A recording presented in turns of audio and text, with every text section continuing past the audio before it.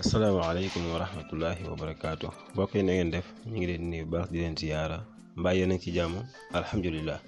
tey nag ci benn astuce leen ñëw boo xam ni souris yi nekk ci ordinateur nan la ñuy def ba activer ko ci téléphone.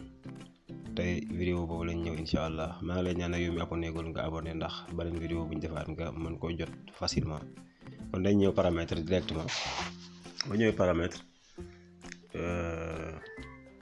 boo dikkee paramètre da ngay wàcc ba ca suuf da ngay définir ba ca suuf fi ñu bind système mooy fi ma teg souris bi su ngeen seetloo sax souris bi di ngeen koy gis nii ci sama téléphone bi nii option bu ma toll rek di ngeen fiy gis souris bi boo voilà gis nga souris baa ngi noonu ci option de développeur ji option pour les développeurs ginnaaw bu ñu bësee système ba dikk ci système bi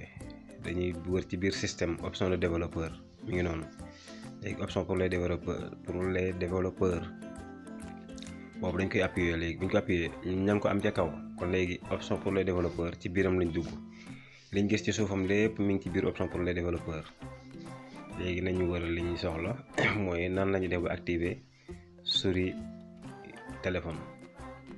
souris moom su fekkee téléphone la ab tomb lay doon xam nga bu dee ordinateur la flèche lay doon léegi da ngay wër ba agsi fi ñu bind afficher élément sélectionné. afficher élément sélectionné mooy fii muy def nii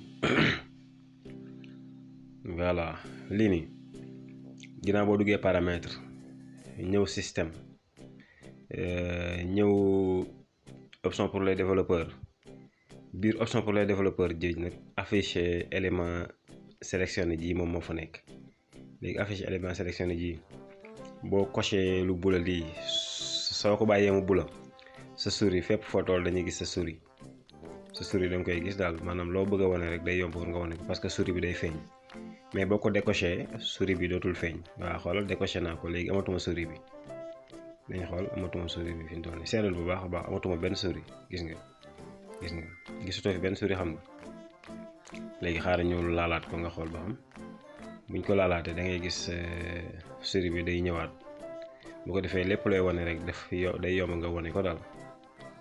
am na ay options yu bëri nag fii nii option pour le développeur ji ay options yu bëree ngi fi boo fi duggee rek mën ngaa défilé di xool ndànk ay options yu bëri daal ngi fi yoo xam ne yu am importance la. voilà gis nga suñ ko defaatee tam gis nga souris baa ngi noonu aywa kon vidéo bi foofu lañ koy yemal incha allah asalaamaaleykum.